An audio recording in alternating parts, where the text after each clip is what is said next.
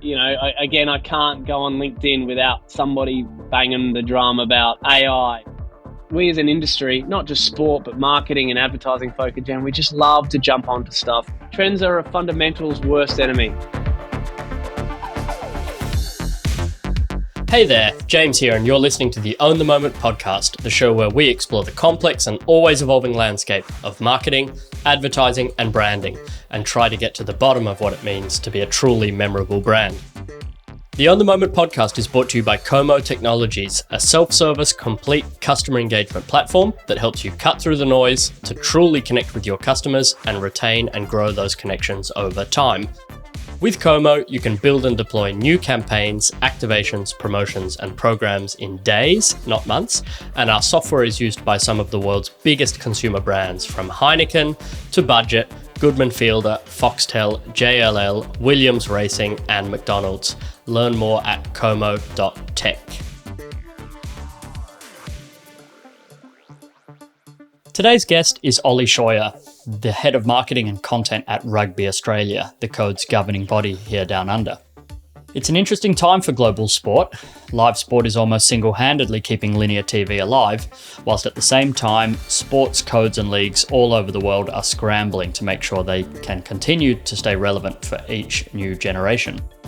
Oli and I had a fascinating discussion around why most sports teams don't do the fundamentals of marketing well.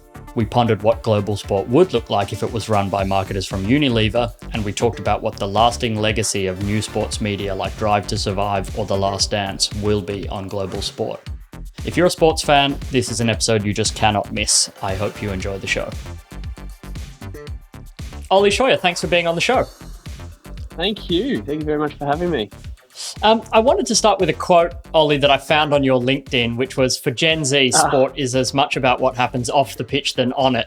Talk to me about that. You know, you're obviously very experienced in the sports marketing space. What's happening with Gen Z and sport? Yeah, look, it's funny when you blanket an entire generation with a term.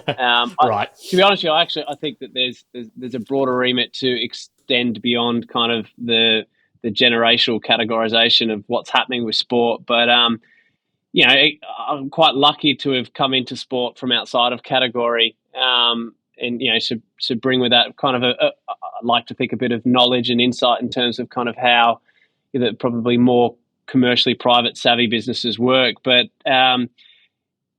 look, I think it's a good question, but no, the more you try and build a brand on winning or try and build a brand on the on-field product, the harder it gets to make it relevant to a wide audience. And I think particularly when you look at the younger generations and what's happened from not just a sports consumption, whether it be viewership or attendance, but particularly participation, is there is a gap there. There's certainly a drop off in some instances, and particularly for Australian sport. And the ability to get these people engaged in sport and then keep them engaged in sport is probably getting harder and harder. And you need to be probably a little bit more smarter with regards to the activity that you can do. And not everybody loves sport, but sport is obviously from a product remit and experience. And I guess that's the best thing about working in sport, is because there's, the idea of kind of whether it be going down to the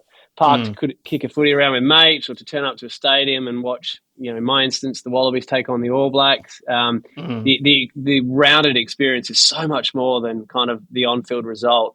And in fact, the more that you can distance yourself from that on-field result, the more that you can actually rely on having a product that people want to engage regardless of the on-field result. And, those 50-0 losses, not in our instance, and certainly hopefully not in the near future, become less of a driver for kind of commercial outcome.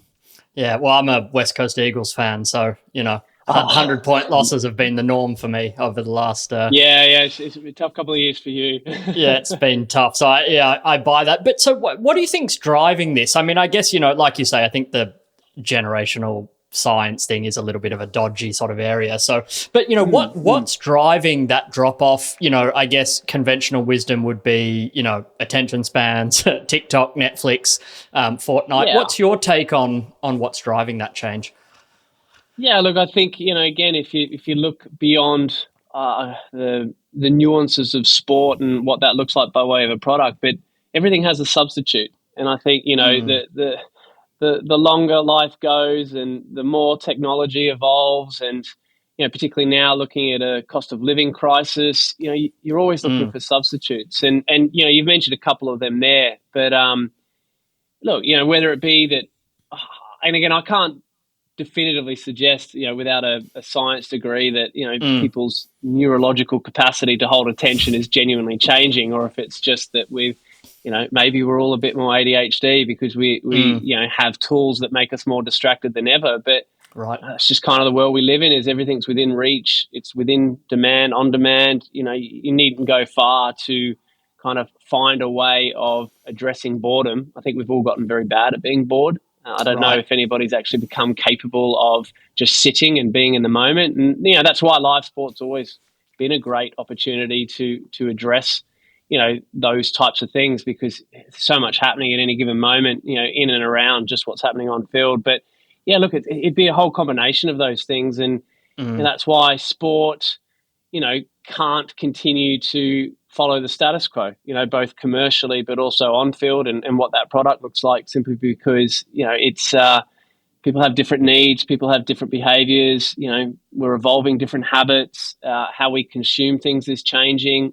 I think choice is such a big part of it. And so if there was a silver bullet, there'd be a lot of, really wealthy, governing bodies and team owners, but it's genuinely a thing that all sport is needing to address. Not just from a younger demo perspective either. I mean, that's the easy one to cling to, but I think it was Mark Ritson or kind of one of those wonderful individuals has always said that when you're younger, you always go out more and spend less time watching TV, and have more things to do. And it's like, we were all young once, right? Like, so. Right. It's kind of this idea that you're at a different stage of lifestyle, and as you get older, obviously what's important to you, what you enjoy doing, how much free time and disposable income you've got to do, all that stuff changes. So it's just it's a constant focus, I think, for all sports with regards to not just how they keep the young people engaged and involved in sport, but also as they age out,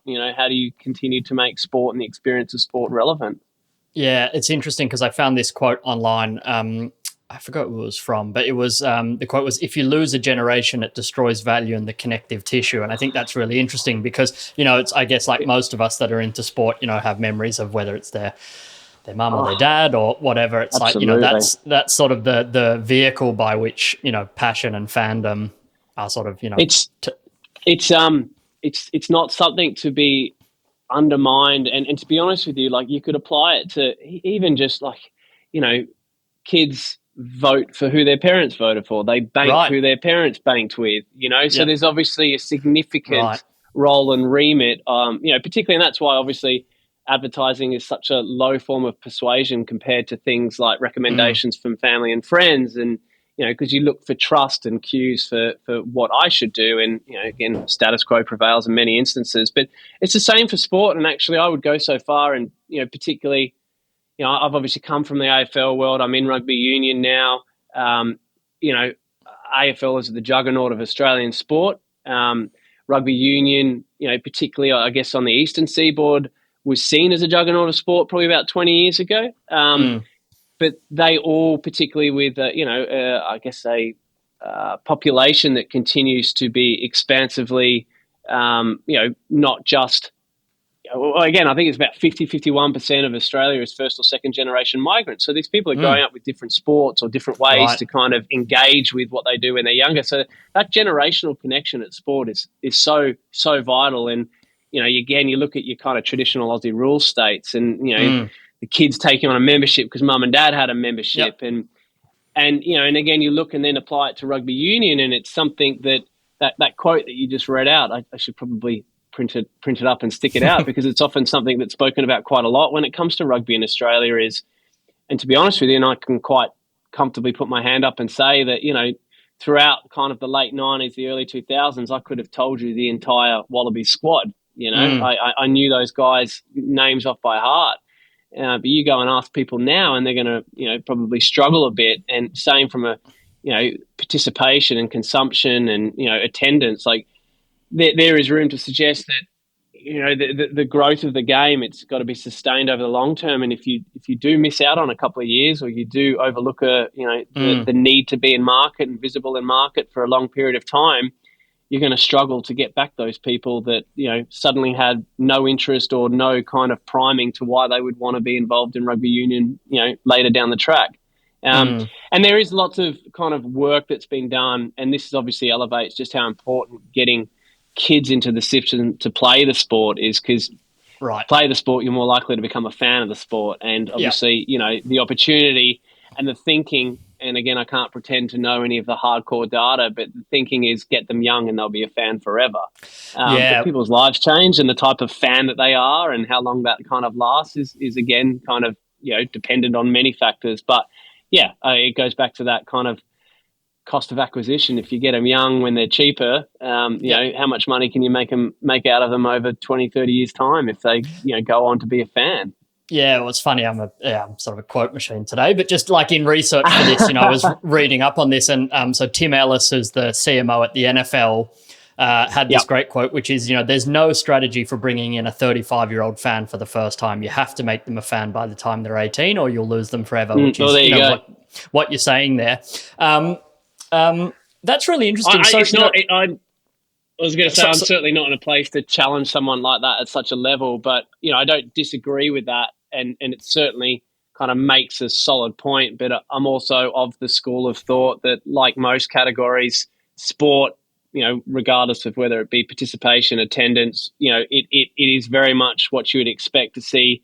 You got your heavy buyers, you got your light buyers, and like we rely, and most sports rely heavily on reaching those 35-year-olds that might only go to one game every 5 years, but you get enough of them and they're worth a lot to you. I don't mean to commercialize it so much, but no, I was just about to say, I tend to agree. I mean, just if I look at myself, looking at something like the UFC, which I'm 35, and I've gotten into that recently, and I wasn't watching that 10 years ago, and have gotten quite into that now. So I think that quote's fairly sort of doom and gloom, and I think there's probably a bit of truth there, especially I guess around that sort of generational fandom, and those sort of all in, rusted on forever. But there's still certainly an opportunity with attracting that new fan. Something I want to touch on is I guess a trend we've seen over the last few years is shortening the formats. Obviously the Big Bash League in cricket, and even the AFL tried AFLX, I guess to sort of mixed results, and obviously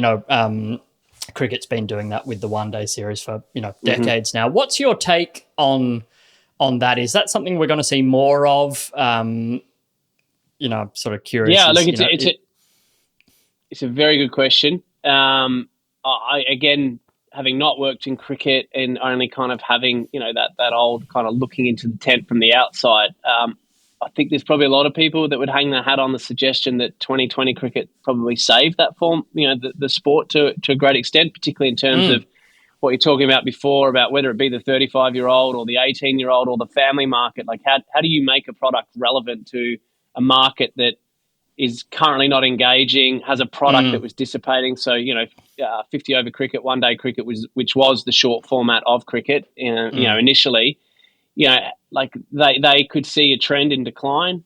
Obviously, just remember all the news articles and stuff about, growing up, Michael Bevan, Steve Waugh, Ricky Ponting, these guys are playing in full stadiums. And then you go back 10 years ago and you'd have a one-day and you'd be lucky to have 15,000 people in it. So it's interesting, obviously, isn't it? And it's frightening, right? Because albeit these things don't happen quickly, they happen quick enough to the point where you're just like, how did that happen?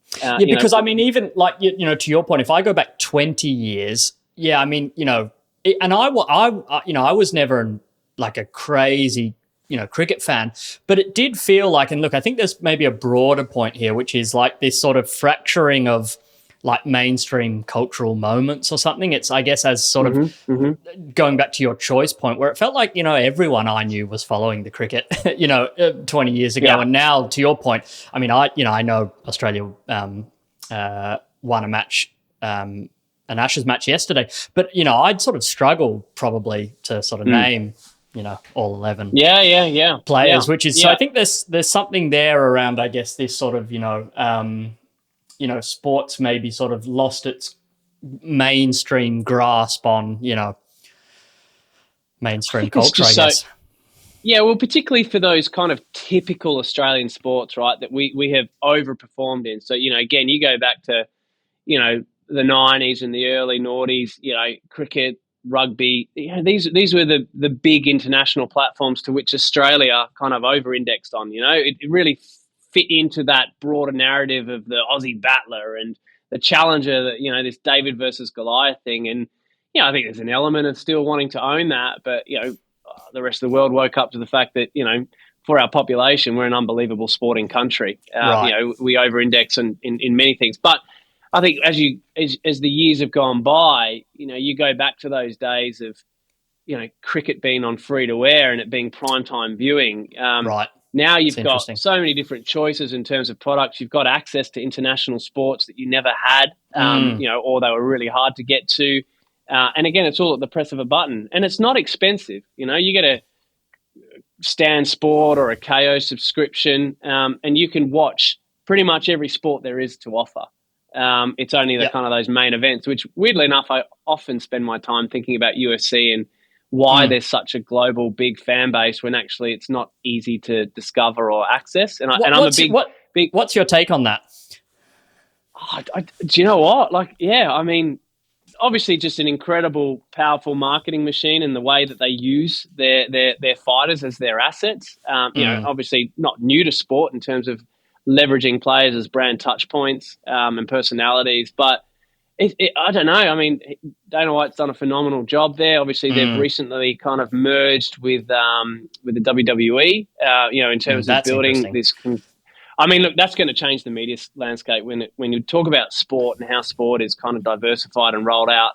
I think everybody's sitting here watching, going, "Geez, how's this going to roll out? And what does this mean?" I think they'll be very brave and they'll be very experimental, and it could either be a whole bunch of noise and they end up burning all their cash, or it could be an unbelievable outcome that changes the game of sports spectatorship, and particularly those that really borderline on the proposition of entertainment and product.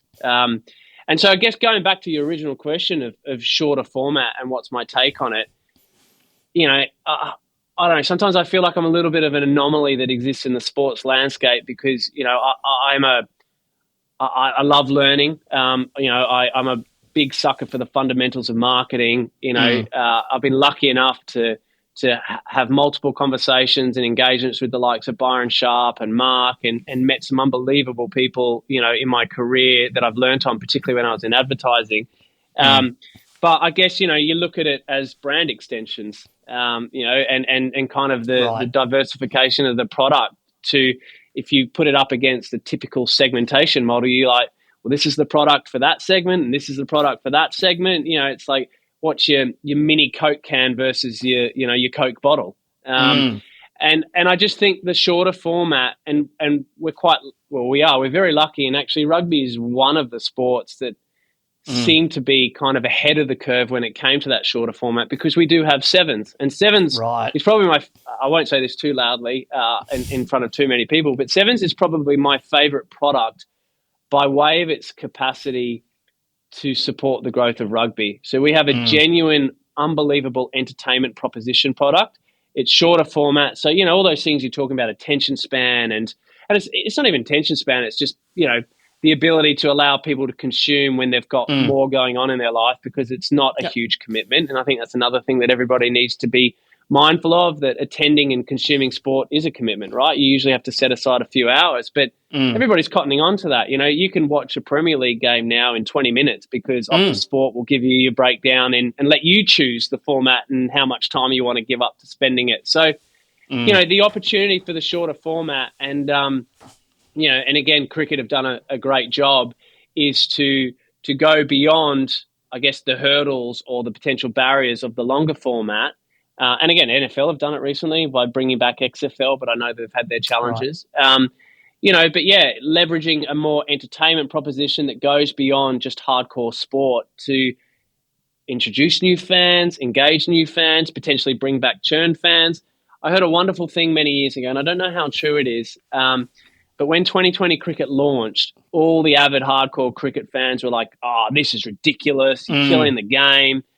And then what happened, because they're the avid cricket fans and they want to be across all the cricket news, and they want to make sure that they can talk about all cricket product, they started absorbing this because obviously they want to be able to absorb all things cricket. And so, you don't ostracize. I mean, obviously how you go to market and what that looks like. And I know AFL experimented with that with AFLX and obviously kind of took that even further with it being more of an exhibition type thing. Right. And particularly the opportunity too for translating AFL, which is an oval sport, into a square sport, and what that could mean for international expansion. Outside of markets that don't have cricket ovals. Look, it gives you a whole bunch of opportunity, like kind of any additional product does, and I love it. I think it's great. I think again, all sports are toying with the idea and playing with it, and some have done it really successfully. But like anything, it requires long-term investment. It requires the capacity of making sure that people are aware of it.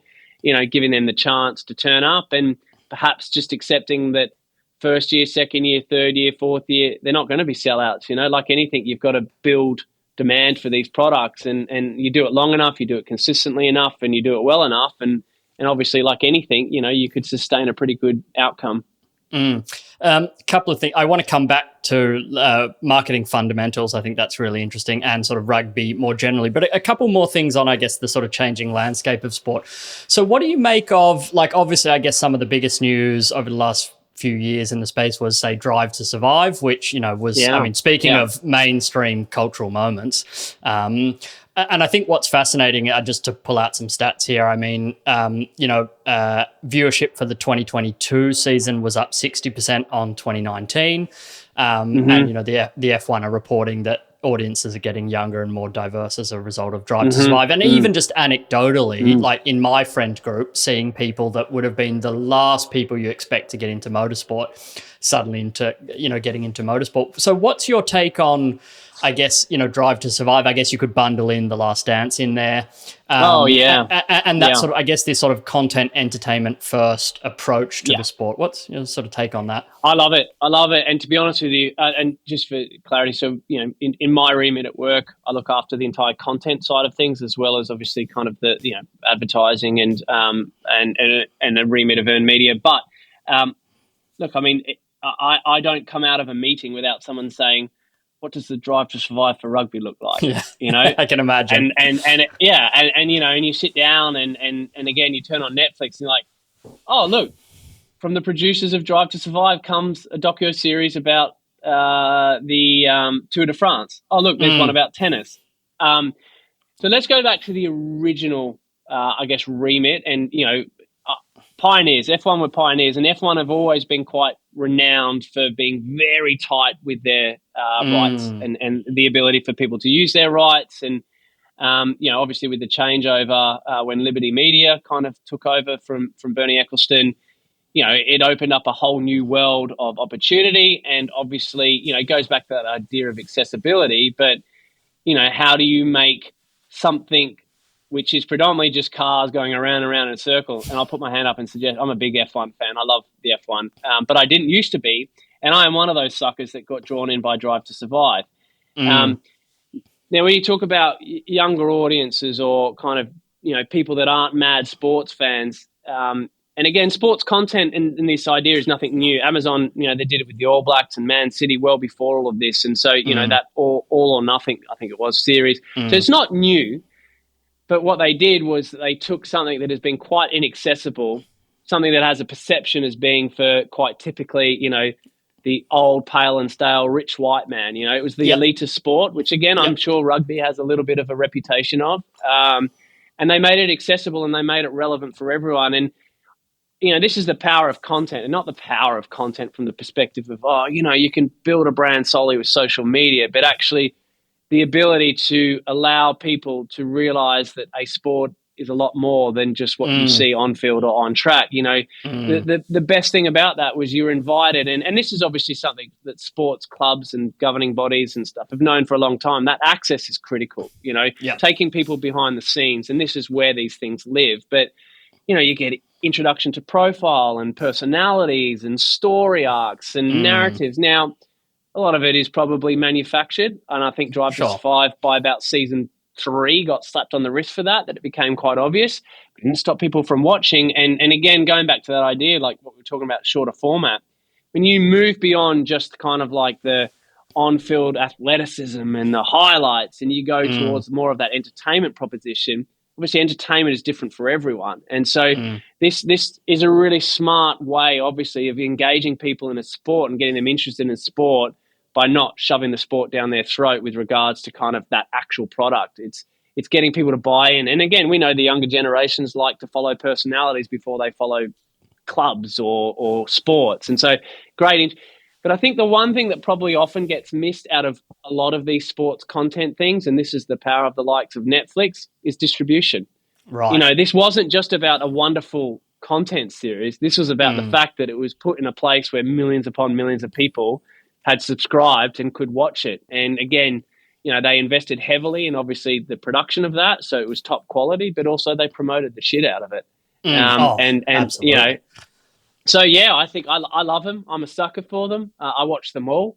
You know, obviously spend a lot of time thinking and talking about what that could or would look like. And so I think it's a great idea. Whether or not we're past the point of saturation, like anything, you know, it's like The Bachelor. Everybody loved that when it first came out, and then there were 17,000 versions of it. Like, at what point does it get to seen this, done this, too familiar?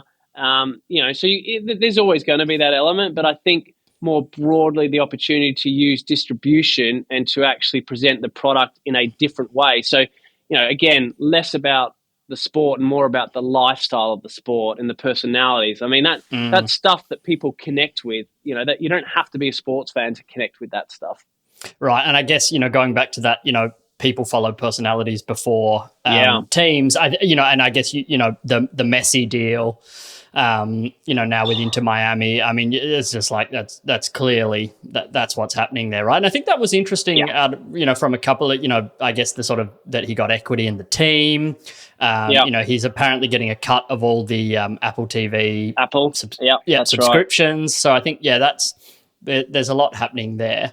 I want to move on to, you mentioned sort of marketing fundamentals, which I think is really interesting. And you know, you said when we sort of were prepping for this that, you know, potentially there's been a lack of marketing fundamentals in sport, something you've seen up close. Tell me sort of what's happening there. You know, what is happening within sports and sports marketing, and, you know, historically, you know, has there been a lack of? I will caveat that. I'll caveat when I say that, you know, I guess a lack of marketing fundament. Look, unbelievably talented. I've been very lucky to you know, at least in the sports side, to work with amazing people. I think the challenge for sport more broadly is that it continues to live in a week-by-week proposition that does hang its hat on weekend results. So with that comes a very reactive nature. I think that there is a lot of you know, chasing trends or trying to capitalize on trends. I think, and again, this is just from my perspective, and very happy to always be proven wrong, but there is probably, I guess, a lack of, I don't want to say understanding, but probably a lack of kind of consideration for just how important share of voice in market is. And there is a big reliance on owned media when it comes to sport to do that heavy lifting for you. You know, so, you know, digital content, social media, website, you know, and again, like sports tend to be probably underinvested by way of resourcing. So there's always a lot of stuff to do with not a lot of people. Look, I just think it's just there's an element of the environment and the nature. You know, again, a lot of probably really well-intentioned people that are fans of either the sport or the team that then do anything to get their dream job. You know, that potentially probably maybe lack the fundamental understanding from a commercial perspective. And so you get these wonderfully hardworking people that are just go, go, go. But, you know, I think often, you know, I say quite regularly, you spend half an hour more at the beginning of the process to save yourself 5 minutes at the end, you know, because it's this idea of trying to be as prepared and planned and strategic. And, you know, again, quite rightly, a lot of sports organizations have multiple priorities. And so kind of that that constant combat with lack of focus results in in inability to some extent to hold or maintain the fundamentals. So there's a large combination, but I think everyone, you can see it more broadly, and particularly like some of the initiatives we've spoken about today, which are very tactical, but they're born out of people with very good strategic grasp of what's our problem and how we're going to fix that. And it's not always through, when I say share a voice, obviously that lends itself to promotion, but you see a lot of people working on product, getting the product right, and a lot of people getting,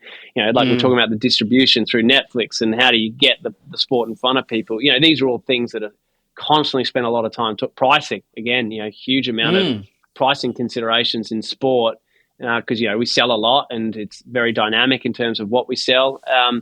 So yeah, there's a lot there. I could probably speak about that for hours. But I've come from outside of sport and often, and again, this is nothing to do with my experience or where I've been, but I think that perhaps some sports or some organizations are worried that people that come from outside of sport don't understand the culture. Yeah. They don't understand the team. They don't understand what we're trying to do. And so, like I often think about, I wonder what a world would look like of a sports club run, at least from a marketing remit, of people hired from Unilever. Like fascinating question. Yeah. Look, I don't know, but I suspect you're touching on something fairly true there, which is that sort of, and I can really see how that happens. That it's people that are desperate to be close to their passion, and write a bunch of Unilever execs. That'd be a really interesting experiment. Yeah. So on that, let's dig into a couple of those things. So how do you think about sort of differentiation and distinctiveness in sport? So, we're in a highly competitive environment, and maybe, use maybe rugby in Australia as an example. How do you guys think about differentiating and being distinctive? It's that's a great question. I particularly coming from advertising world and advertising agency where, every agency loves to pitch to their client of, oh, no, you got to do it differently. You got to do it differently. And so let's spend time actually building out your USPs and kind of how you're different to the category. And then I guess rightly or wrongly, hoping the people on the, evidence-based side would say definitely rightly, like I bought into the theory and immersed myself into the theory of how does the human brain work and how do people make decisions and how does advertising work? And I do very much sit on the side of the fence of distinction and standing out and grabbing attention. And again, a lot of the work that Karen Nelson-Field's doing around attention metrics and being in a position of genuine understanding, like what's important and what's not. But then also, particularly when you start thinking about positioning and how you want to actually get people to choose you over others, there are elements of differentiation that you want to highlight. But I will say, at the end of the day, most sports are the same by way of the actual product. Everybody kind of does the game day experience quite similarly. Anybody that jumps onto something as a first mover advantage to differentiate themselves can often quite quickly get replicated by what others do. Like the barrier to entry for differentiate, trying to do something that somebody else has done is really low. Like you go on people's social media, you go from channel to channel to sport, they're all the same. Like everybody's doing the same stuff, right? So, and again, when from a perspective of rugby, it's a fascinating one because here in Australia, obviously, we have rugby league, and that's a massive sport. I have recently done some work to indicate that perhaps the Australian public's perception of the difference between rugby league and rugby union is actually very minimal.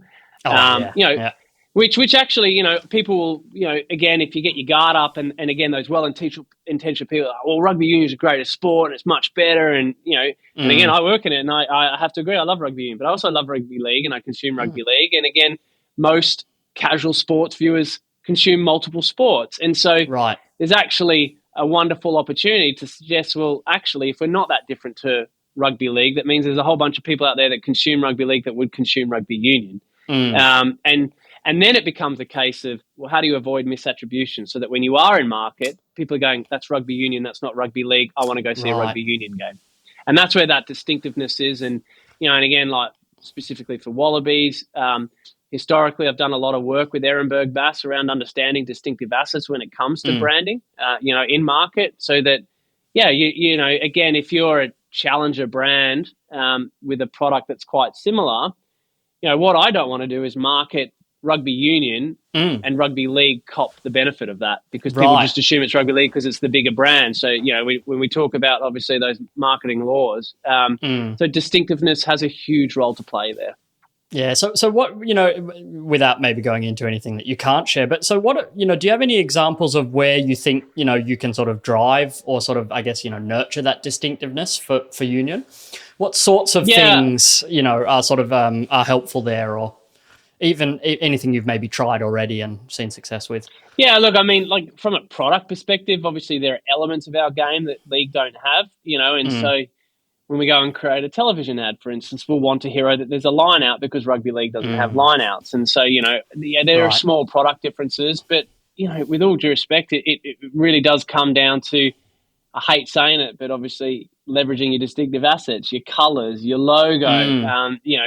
There's a lot of work that we're continuing to do with regards to what those distinctive assets need to look like. And again, understanding what do we invest in, what do we drop, what do we need to consider. So yeah, I mean, they're kind of small tricks, but yeah, I mean, I'd be lying to suggest that we've nailed what that looks like definitively. And again, the rugby union product from a domestic perspective with our Super Rugby brand compared to the NRL. But obviously, when we talk about the international tournaments, we don't really have a comparison, in terms of domestic, other than the Socceroos when we talk football. So yeah, I think it's just, for us, it's actually about becoming more consistent with what we execute. And when we execute it, not feeling like we need to change things all the time. And I think that's just a common thing that happens in it doesn't matter where you are from a marketing side, is we get bored of shit quicker than the market does, because actually majority of the time the market doesn't see it. So I think consistency and just being really clear about defining what our assets are, and then going hell for leather on making sure that when we're in market, they're front and center so that we can build equity in them. Yeah, it's great. I saw something, I can't remember if it was from Ritson or it might have been from System 1, but it was that exactly that, which is, brands give up on assets and campaigns far too early. Yeah. I think it's actually System 1, and John Evans has spoken about it quite a bit. I tend to listen, a bit to his stuff too. But this idea that, the market is so exposed to our stuff so frequently that they get fatigued from it is actually quite laughable. Because if you think about it from our own perspective as consumers, like, we don't get sick of ads. We get sick of advertising. Don't get me wrong. Not a lot of people like advertising, but in terms of, unless somebody's going to saturate a media buy, like for one night, and you see the same ad 5 times in the space of 10 minutes, and that happens a lot in BVOD, because I know that scheduling sometimes is a bit of a challenge there. But the reality is, you never look at that and go, I'm not buying that because I've seen that ad far too many times. No. It's funny. It's like it's sort of counterintuitive at first, because you're right. That's not how it works at all. I want to move on to something that you've spoken a lot about, even just on your LinkedIn, Oli, which is this idea of a golden decade for Australian rugby. Tell me, I guess, why did you join Rugby Australia? You were at the AFL before. Tell me about sort of the golden decade, what it means, and I guess what's the goal? Where can you get to post that? Okay, good couple of questions there. I was at the AFL. COVID kind of changed that. After taking making a decision to leave there, I took on contracting for a couple of years, and back in tourism, which is actually where I studied. And then, got the opportunity. I got an invitation to have a conversation with Rugby Australia. I happen to be one of those people that kind of fitted the mold of what a rugby fan was back in, the late 90s and 2000s, growing up in Sydney and, obviously going to a school that was very much a rugby school. You'd come to the state, so the Super Rugby at the time, I think it was Super 10 or Super, I can't even remember that long ago. Wallabies games were always sold out. Maybe I'm a little kind of aloof in thinking this, but again, the opportunity to bring the fundamentals and the passion that I have for marketing and branding and kind of the empirical side of that, for research, for market orient, all that stuff. Sport is a territory that I think there's so much opportunity to actually leverage that stuff to become Yeah. the best and the most renowned. Not me individually, the but I'm talking Unilevers. in terms of the organisation. Yeah, that's right. What does the Unilever of a sports club look like? Or a governing body? Like that's a Yeah, wonderfully enticing proposition. And as a passionate totally. sports person and a lover of rugby, it was something that I thought, yeah, you know what, I do want to be back in sport. So that's kind of how I ended up back at Rugby Australia. And again, the strategic challenge is wide and big. And so that was, appealing, albeit, certainly kind of makes for a lot of sleepless nights and, long hours. But I guess then that led us back to your next question, which is the golden decade. And that is very much, what offers some huge enticement more broadly about rugby in Australia, is because we have this genuine decade. So there is a runway for us to, I don't want, quite frankly, I don't, and this might get me in trouble, but I don't see rugby being the number one, number two, number three sport in Australia, because actually there's more than just AFL and NRL, there are, tennis is massively regarded and renowned from a popularity perspective in Australia, obviously basketball and the combination of NBA and NBL. So, but actually becoming one of Australia's top sports is a hugely enticing proposition to be part of. Excuse me. And we've now got a platform for 10 years that provides us a series of events, that will give us a huge opportunity to capture lightning in a bottle. My task, and I guess the business's task, is to ensure that lightning in a bottle doesn't just become a blip and a radar, but becomes a sustainable platform to keep building on year. So the golden decade is in itself, and again, gold obviously, because when we talk about, the Wallabies, the Wallaroos, and our Sevens, national teams, obviously they're the gold. That's one of our assets, is obviously gold. Right. And something that we've started to invest heavily in terms of actually owning. And, again, you look at, well, in fact, we're about to launch our Rugby World Cup jersey tomorrow, based on recording this now. And gold is a very important colour to us, and it's something that we want to be regarded and renowned for. And so, this golden decade, we've got obviously we've got the Men's Rugby World Cup at the end of this year in France. And again, any World Cup is obviously a big opportunity for a sport like ours. Again, you look at the Socceroos and you look at the Matildas this year, you look at the cricket, there is always a peak of interest, particularly a big sporting nation like Australia who love to get behind their national teams. But more importantly, you put aside the next 2 years, but in 2025, we've got the British and Irish Lions tour. That's quite possibly the biggest sporting tour. And again, so the British Irish Lions will come to Australia for the first time since 2013. There will be a big element of rugby festival with a huge fixture, which I can't speak about because we haven't announced it yet. But so that's massive. Again, we've got the Women's World Cup in 2025. But then looking at 2027, the World Cup comes to Australia for the men's.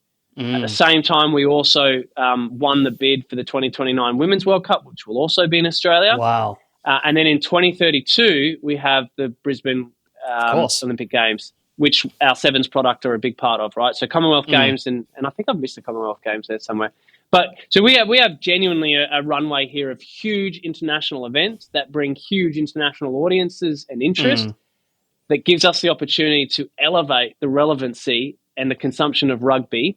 And that's a really, really enticing proposition for anybody, whether or not somebody that's working, whether or not somebody that's considering wanting to play rugby or get involved in rugby, for sponsors, for the government. So, yeah, I mean, that's the golden decade in kind of in a nutshell, to which, the business strategy will be built around that. I mean, that's so exciting. Like you say, I mean, to have a genuine sort of 10-year platform to run for. Oli, I could sit here and chat about this all day, but I'm conscious of your time, so I thought we could move on to the quick fire round. My first question is your favorite marketing campaign of all time. Ooh. This is a test of saliency, right? Like what comes to mind. Right. Look, you know what? I think it's because it comes to mind quickly. Is I've always loved Snickers, You're Not Yourself When You're Hungry. Right. So as a platform and kind of the rollout, I've always enjoyed the execution of those.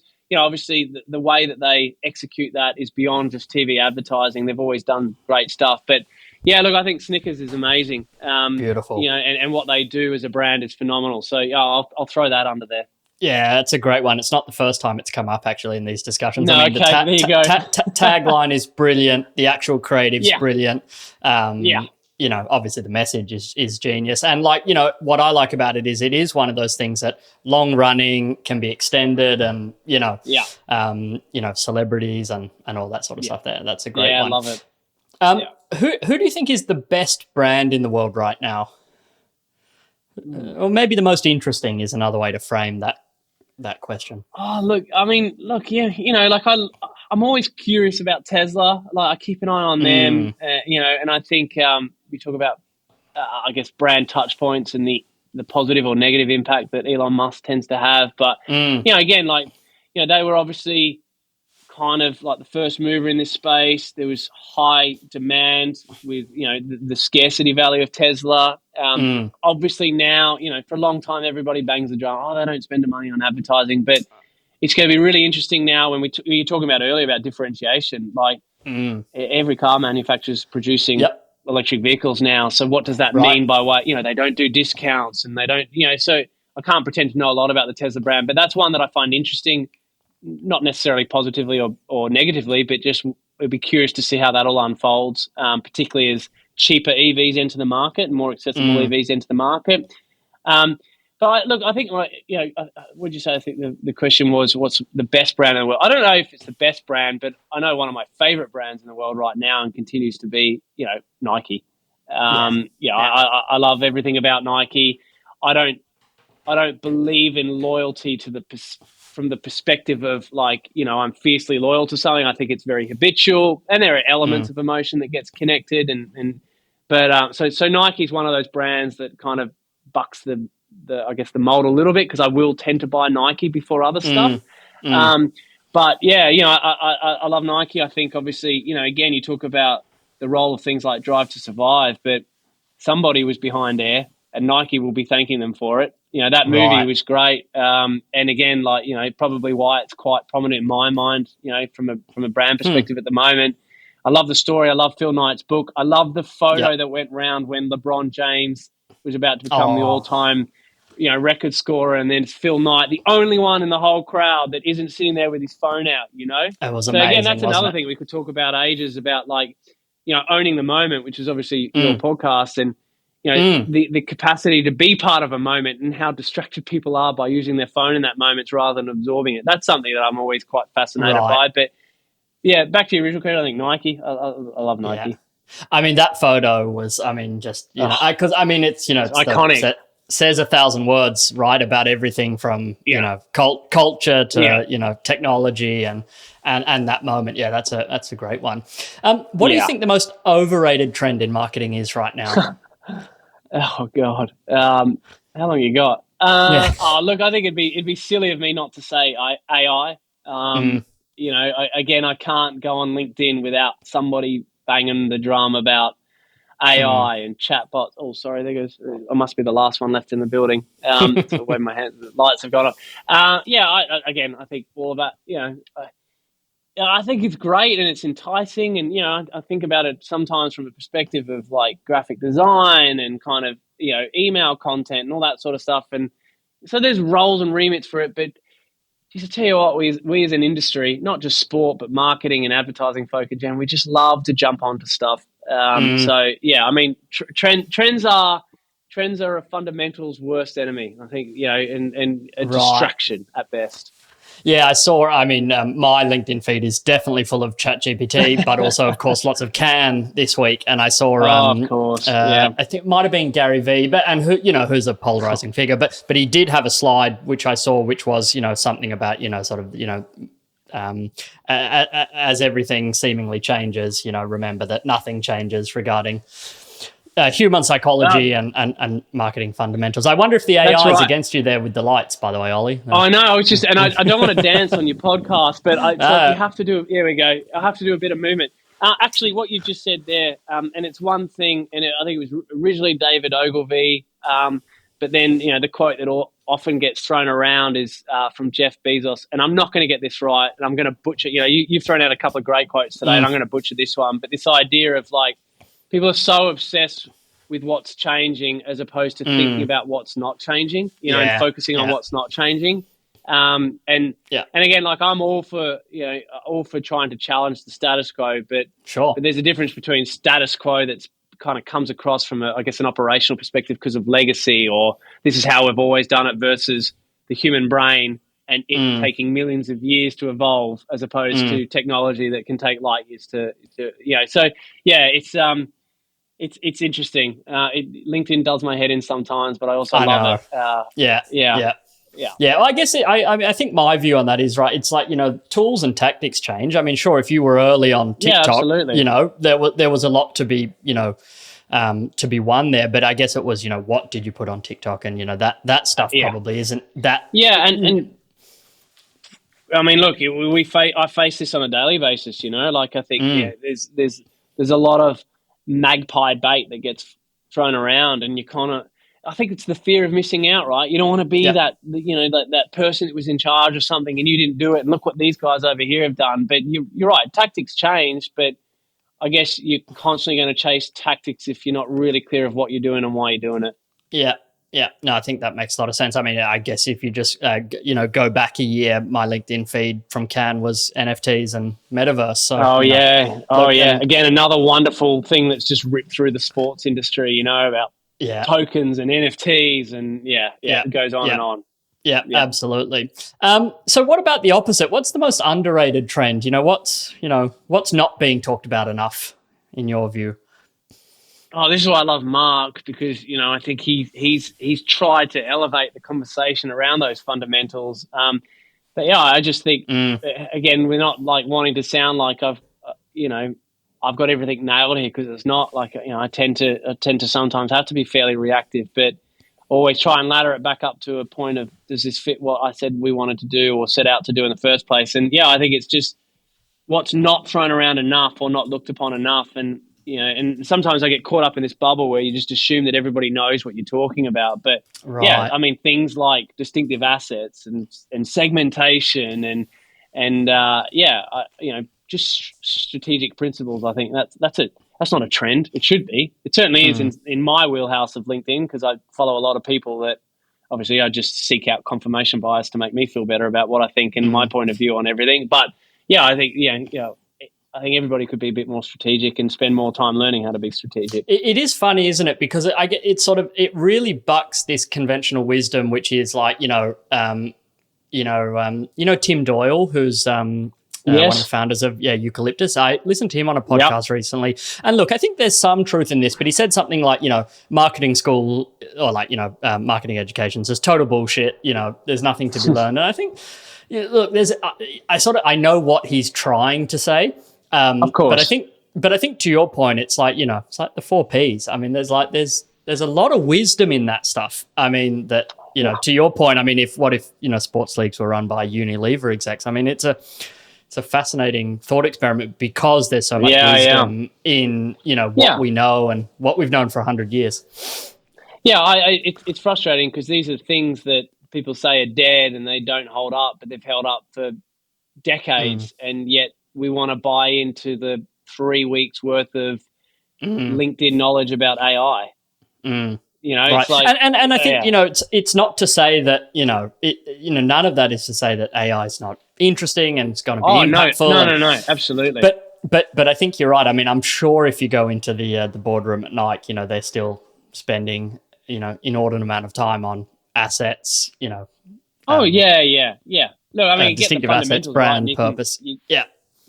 You can play with all of that stuff, and you're absolutely right. Like, AI is going to change a lot. I just don't know if we'll all definitively know what it's going to change yet. So thinking that it, or if I guess how I think about it is like, yes, it's probably going to change a lot, probably in totally different ways to what we expect. To use a sort of a Tom Goodwinism, you won't be able to, we don't know now what it will be, but I guess it's just that sort of equation of how much time should you be putting into that versus the fundamentals. I think. And will we use it the way that it actually can be used? And again, I'm a big fan of Tom's, but I think often he talks about, we have this technology, but then we never use it the way that it actually could be used to properly benefit out of it. Absolutely.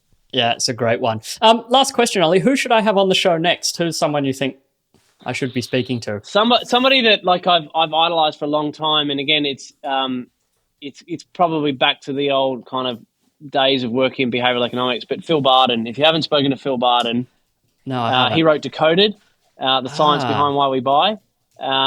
He is brilliant, and I think he, particularly given your guest list, which to be fair, I'm the anomaly within, but he's phenomenal. I think you would very much enjoy that conversation with Phil. If you can get him. Yeah. Well, I'll try reach out to him. Oli, thanks so much for being on the show. I had really enjoyed that. Thank you, mate. I really appreciate being on. Thanks for listening to the Own the Moment podcast. If you liked this episode, make sure you're subscribed so you don't miss upcoming episodes. And to suggest a guest or provide feedback, please visit our dedicated podcast hub at ownthemomentpod.com.